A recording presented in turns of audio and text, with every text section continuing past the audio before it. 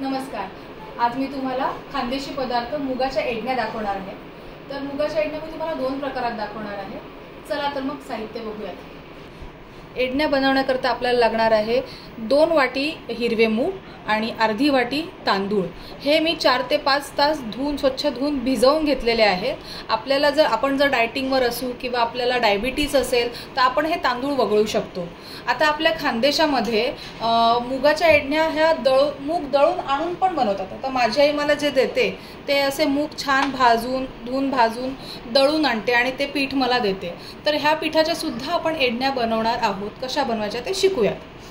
तर सुरुवातीला आपण हा ओरिजिनल प्रकार शिकूयात, म्हणजे भिजवून कसे बनवले जातात ते. याच्यामध्ये घालायला आपल्याला लागणार आहे हिरव्या मिरच्या, लसूण आणि कोथिंबीर. हे आपल्या चवीप्रमाणे असणार आहे की समजा आपण किती माणसांसाठी करणार आहोत. 2 माणसांसाठी जर आपल्याला करायचे असतील तर 4 ते 5 हिरव्या मिरच्या आणि 6 ते 7 लसणाच्या पाकळ्या. आपण हे सर्व साहित्य आता मिक्सरमध्ये टाकून वाटून घेऊयात छानपैकी. तर असं आहे की तांदूळामुळे एडण्यांना छान कुरकुरीतपणा येतो आणि बांधले जातात. तर थोडेफार तांदूळ नक्की घ्यावेत आपण, असं माझं सजेशन आहे. बट ऑफकोर्स आपल्याला जर डायबिटीज असेल किंवा आपण डायटिंगवर असू तर हे सगळं आपल्याला शक्य नाही. फक्त मुगाचे देखील छान बनतात आणि कुरकुरीत करण्याकरता आपण त्याच्यात रवाही ॲड करू शकतो. मी थोडे करून हे सगळे आता वाटून घेते. वाटताना आपल्याला त्याच्यामध्ये टाकायच्या आहेत हिरव्या मिरच्या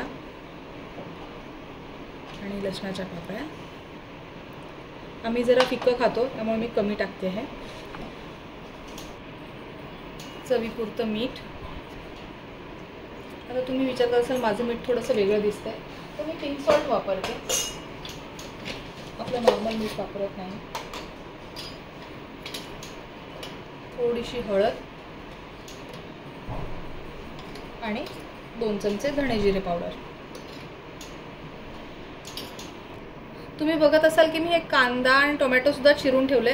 तर आपल्याकडे काही लोक एडण्या बनवताना त्यात कांदा आणि टोमॅटो सुद्धा टाकतात आणि काही लोक प्लेन बनवतात. तर आपण दोन्ही प्रकार बघूयात आज.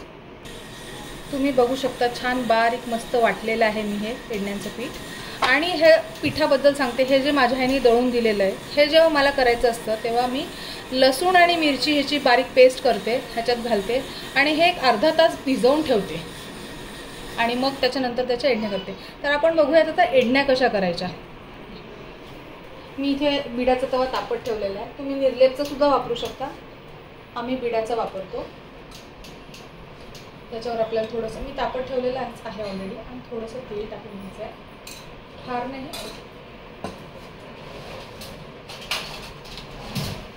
छान ब्रश करून घेते ते.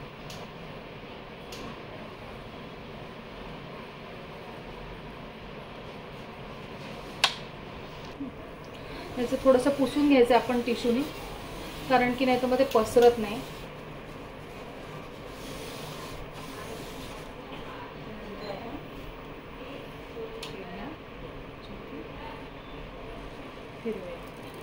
आपल्याला जर पातळ पसरवता येत असेल तर थोड्या पातळ केला तरी चालण्यासारखं आहे. मी घट्ट ठेवते आणि मग छानपैकी असं पसरवते आणि दोन्ही बाजूनी छान शेकवून घेते.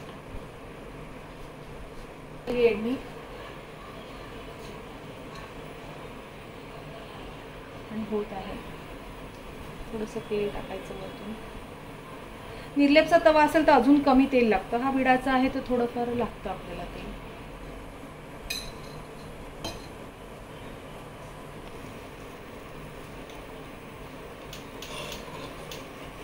तो आहे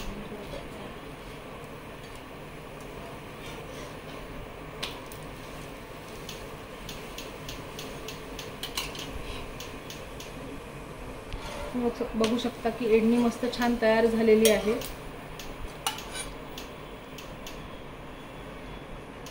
मी तुम्हाला दुसऱ्या प्रकारची एडणी बनवून दाखवते. आपलं एडणीचं पीठ घेतलं, त्याच्यामध्ये मस्त कांदा, टोमॅटो, कोथिंबीर ही कालवून घेते आणि त्याची आपण एडणी बनवूया. आपल्या गावाला ह्या दोन्ही टाईपच्या बनतात आणि ह्या एडण्या मस्त चटणी बरोबर, शेंगदाण्याची चटणी आपली किंवा कोथिंबीरी चटणीवर छान लागतात.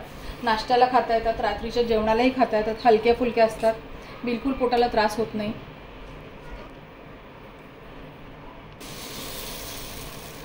तुम्ही बघू शकता ह्या एडणीला सुद्धा छान सुंदरशी जाळी पडलेली आहे आणि ह्याही टेस्टी लागतात. ज्याची त्याची चॉईस असते. आता लहान मुलं कांदा वगैरे खात नाही, टोमॅटो वगैरे घातलेलं, तर त्यांना ही प्लेन एडणी आवडते. पण मोठ्यांना शक्यतो हे कांदा टोमॅटो घातलेली आवडते. मऊ राहते जास्त वेळ. दोन्ही ट्राय करून बघा. मी अत्यंत कमी तेलात बनवते आहे, सो तुम्हाला असं फार गोल्डन वगैरे कलर दिसणार नाही.